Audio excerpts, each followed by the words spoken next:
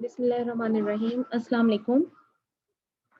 अम, आज जो हम पढ़ने वाले हैं this is about the general properties of nucleus. कल से हम न्यूक्लियस के बारे में पढ़ रहे हैं और कल प्रीवियस लेक्चर में हमने देखा था कि किस तरीके से जो है एटॉमिक डिस्कवरी से न्यूक्लियस जो है वो डिस्कवर हुआ है और किस तरीके से प्रोटॉन्स और न्यूट्रॉन्स जो हैं वो मिल के न्यूक्लियस बना रहे हैं। और फर्दर उसको हमने देखा था कि प्रोटॉन्स क्या है और न्यूट्रॉन्स क्या है और क्या उनके चार्जेस हैं और व्हाटसोएवर। आज हम देखेंगे कि जो न्यूक्लियस है उसकी बेसिक प्रॉपर्टीज क्या है। तो सबसे पहले जो इसकी प्रॉपर्टी आती है ना मेन, वो आती है हमारे पास साइज। न्यूक्लियस का साइज, एटम का साइज जो है वो हमने देखा था कि वो आपके पास कुछ 10⁻⁻12 तक की रेंज का होता है। और जो न्यूक्लियस है उसका साइज उससे भी छोटा है और वो 10⁻⁻15 मीटर की रेंज में होता है, यानी आप उसको कह सकते हैं कि this is in the range of Fermi. तो अकॉर्डिंग टू रदरफोर्ड्स पार्टिकल्स, जो उसने एक्सपेरिमेंट किया था स्कैटरिंग का, वहाँ से फिर जो रेडियस है न्यूक्लियस का उसको जो है वो डिस्कवर किया गया था। और उसमें ये देखा गया था कि जो न्यूक्लियस का रेडियस होता है जिसको हम आर से रिप्रेजेंट करते हैं, this is directly proportional to the 1/3 of its mass number. मतलब जैसे जैसे मैस बढ़ता जाता है रेडियस बढ़ता जाता है, और किस तरह बढ़ता है 1/3 पावर के साथ। तो फाइनली जब हम इस प्रोपोर्शनैलिटी कांस्टेंट को रिमूव करते हैं तो वी गेट, इस प्रोपोर्शनल साइन को रिमूव करते हैं तो we get a proportionality constant that is R naught. R naught यहाँ पर हमारे पास एक प्रोपोर्शनैलिटी कांस्टेंट है जिसकी के जो वैल्यू है वो हमारे पास बराबर होती है 1.4 इंटू 10⁻⁻15 मीटर के, जिसको आप फेम्टोमीटर भी कह सकते हैं और इसको फर्मी भी कहते हैं। तो फाइनली अब अगर हम इधर से देखें किसी भी एटम का निकालना, किसी भी न्यूक्लियाई का निकालना चाहे रेडियस, तो we will put the value of its mass number here. Let's say अगर ये कोई आपके पास कार्बन ही है तो ए को हम 12 पुट करेंगे, आर नॉट को हम पुट करेंगे 1.4 इंटू 10⁻⁻14। और जब हम इसको कैलकुलेट करते हैं तो वी गेट 3.21 फर्मी। और इसी तरीके से अगर हम किसी बिगर न्यूक्लियस की तरफ से आए जैसे यूरेनियम के लिए, तो ए 238 पुट करेंगे, यहाँ पर वैल्यू 1.4 इंटू 10⁻⁻14 आएगी। और जब हम इसको कैलकुलेट करते हैं तो हमें जो इसमें मिलता है answer that is 8.7 into 10⁻⁻15 metre. यानी हम ये कह सकते हैं कि जो न्यूक्लियर का रेडियस है वो 10⁻14 से लेके 10⁻⁻15 के दरमियान वेरी कर रहा होता है। तो ये तो हो गया इसका size, which is much more important for many type of calculations। और मुख्तलिफ चीज़ों के लिए ये important होगा, बल्कि हम देखेंगे जब हम नेक्स्ट पढ़ते जाएंगे और न्यूक्लियस को अंडरस्टैंड करने की कोशिश करेंगे तो हम देखेंगे कि ये रेडियस जो है इसका बहुत अहम रोल है इसमें, क्योंकि यही बेसिकली डिफाइन कर रहा है कि न्यूक्लियस का साइज कितना है।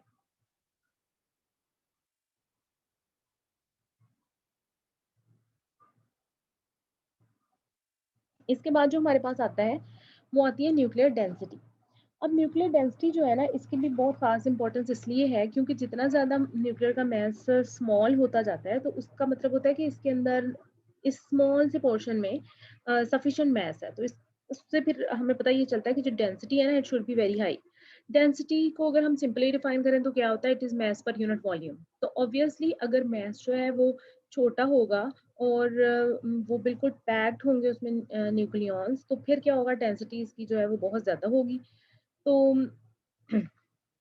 यहाँ पर हम देखते हैं कि जो न्यूक्लियर मास है उसको हम रिप्रेजेंट हमने किया हुआ है ए एम एन से। A is the mass number and M N is the mass of one nucleon which is approximately equal to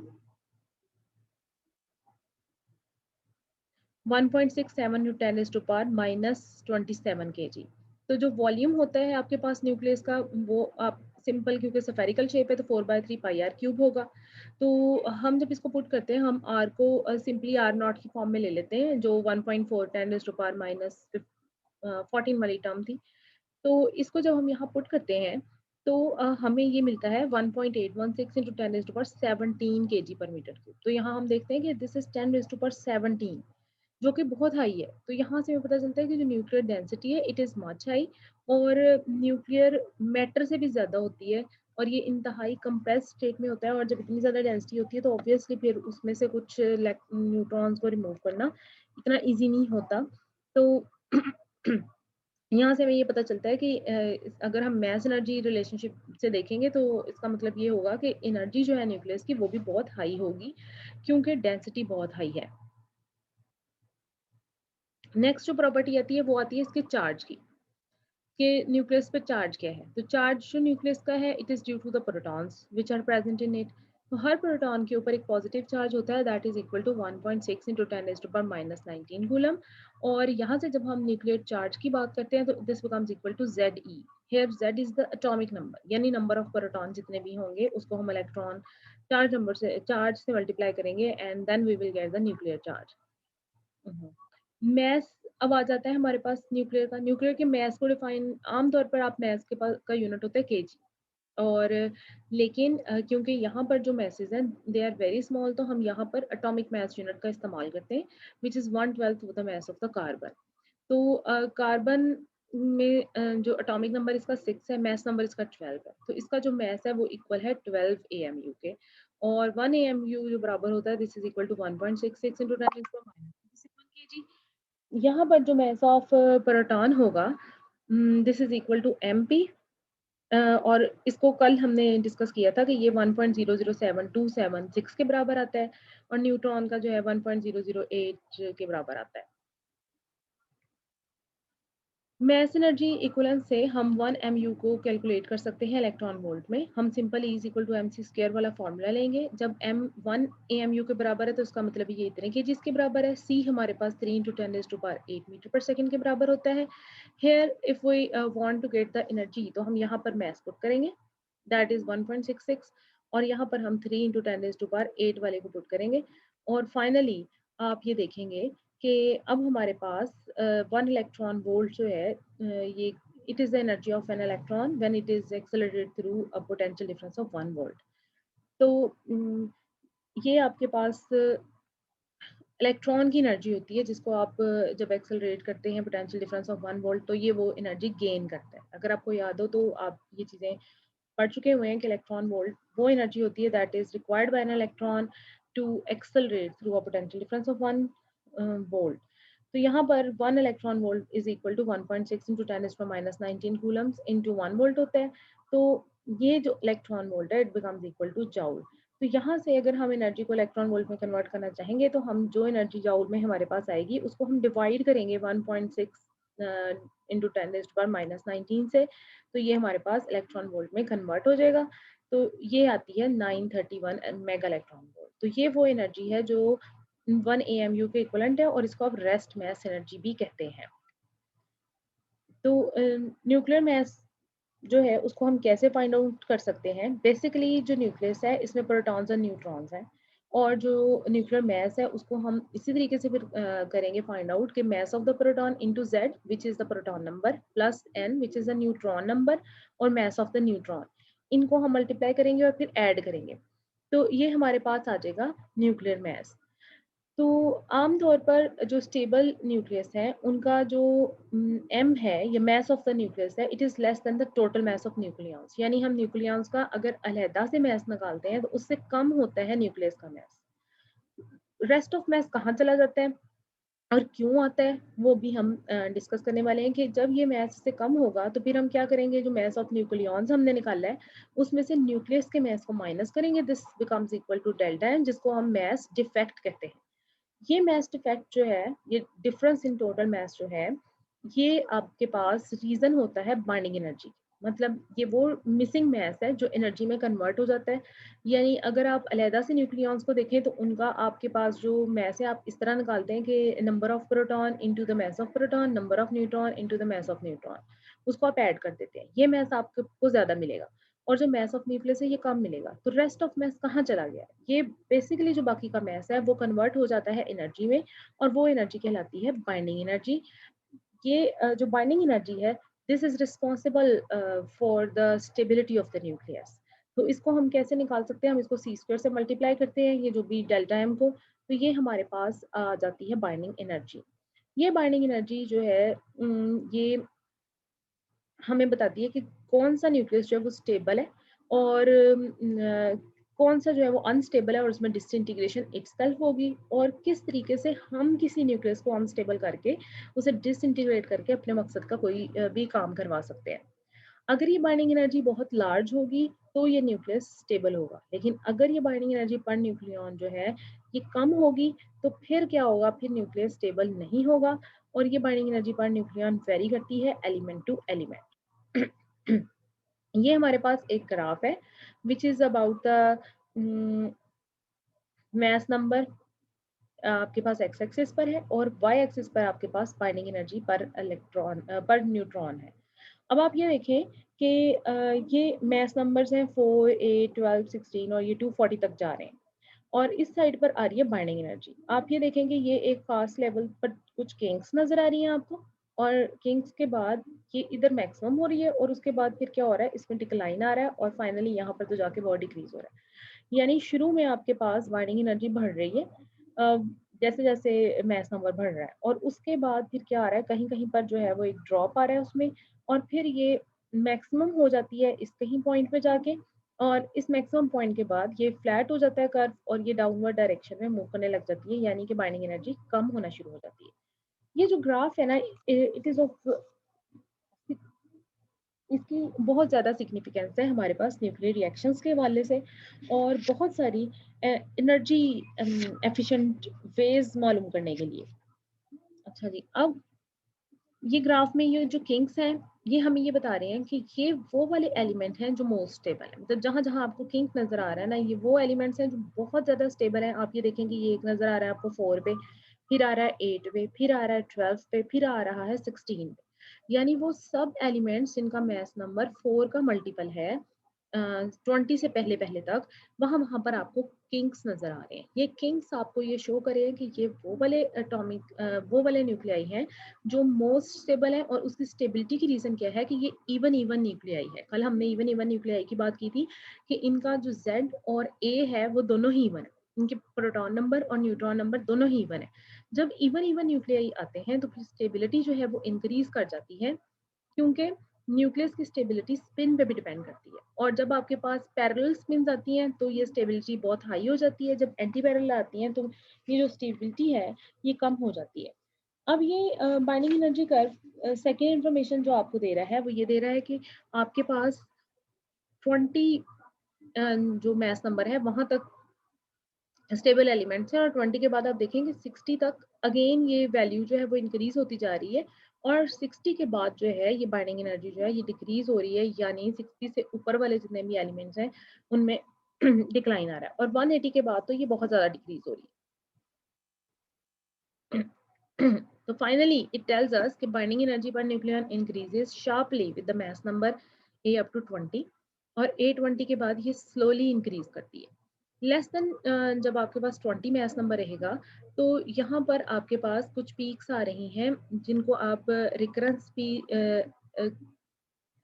peaks कहते हैं, या फिर वो जो किंग्स जिनकी बात की थी, तो ये उन न्यूक्लियाई को रिप्रेजेंट कर रही हैं जिनका मैस नंबर जो है it is the multiple of the 4, और उनमें equal number of even number of proton और न्यूट्रॉन एग्जिस्ट करते हैं, जैसे कि ये हीलियम है, बेरिलियम है, कार्बन है और ऑक्सीजन है और नियोन है। 40 से 120 तक जाके ये फ्लैट हो गया है। ये देखें जी, ये आपके पास यहाँ कहीं 40 आएगा, और 40 से ये जो है आपके पास 120 तक कर्व ऑलमोस्ट फ्लैट सा नजर आ रहा है, कि इतना ज्यादा इसमें कोई खास डिफरेंस नहीं आ रहा।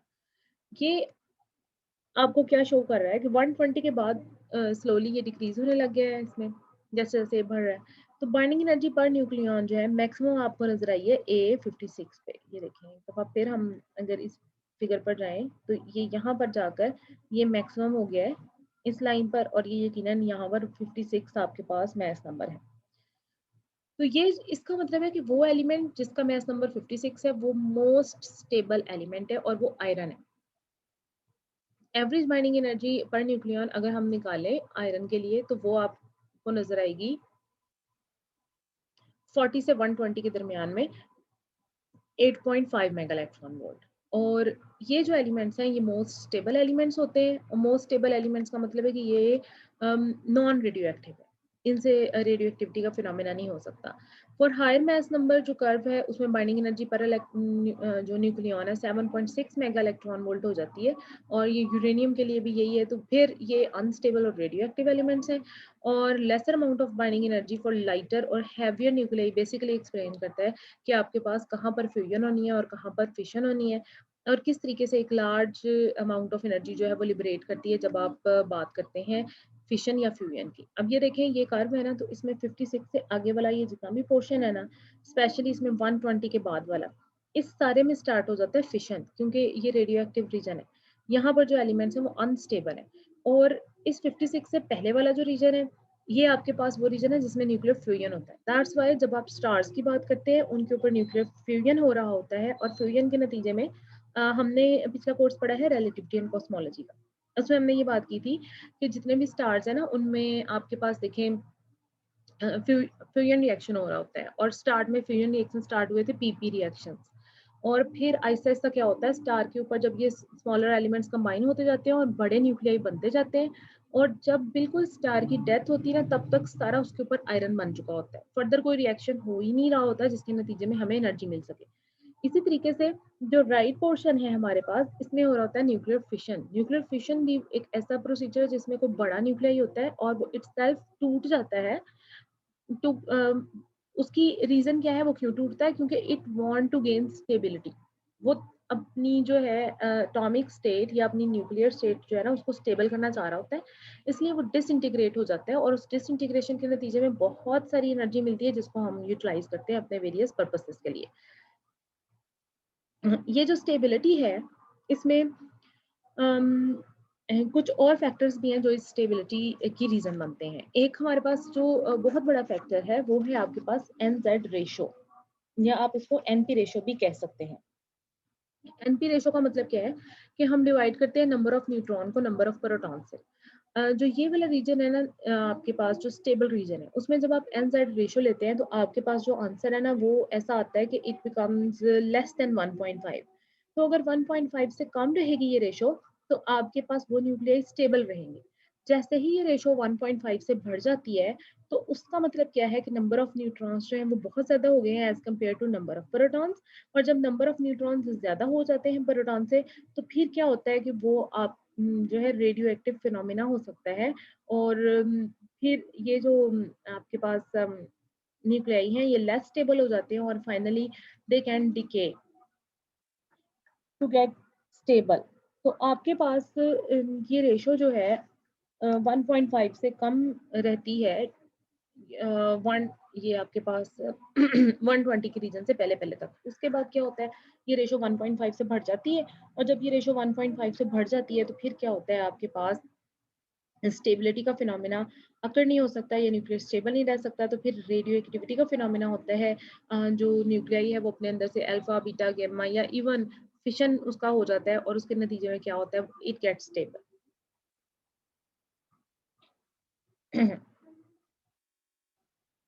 तो ये आपके पास आ जाता है कि एन जेड रेशो का एक प्रॉपर वे में होना बहुत ज़रूरी है। और अगर आप किसी भी न्यूक्लियस की स्टेबिलिटी को चेक करना चाहते हैं तो वो भी आपके पास इजी मेथड है कि आप सबसे पहले चेक करेंगे कि उसकी एन जेड रेशो क्या है। उसके बाद फिर आप उसकी टाइप ऑफ डिके को प्रेडिक्ट करेंगे अगर ये एन जेड रेशो ज़्यादा या कम है।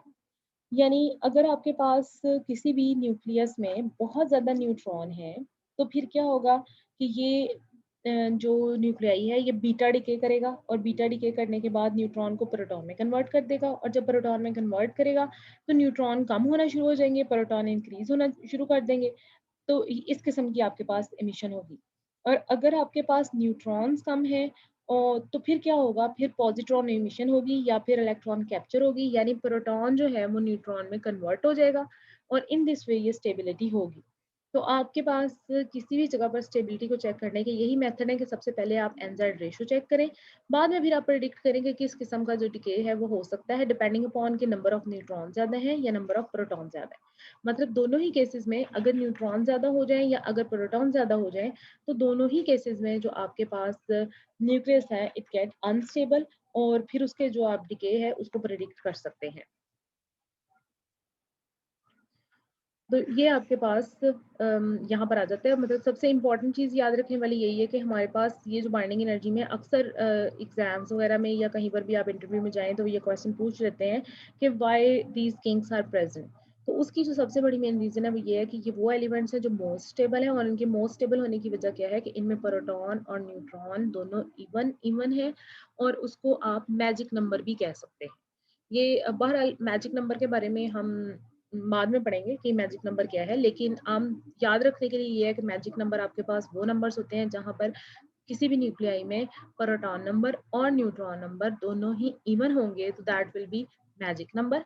और जिनके मैजिक नंबर्स वाले न्यूक्लियाई हैं वो आपके पास मोस्ट स्टेबल है। दैट्स वाई ये देखें कि इनकी जो बाइंडिंग एनर्जी है एकदम बहुत हाई हो जाती है, बेशक अगले किसी भी एलिमेंट की कम है, लेकिन वो जो इवन इवन नंबर वाले हैं उनकी बाइंडिंग एनर्जी बहुत ज़्यादा इंक्रीज कर जाती है और ये मोस्ट स्टेबल है, यानी आप इनमें किसी भी तरीके से कोई डिके वगैरह नहीं हो रहा होता इसमें।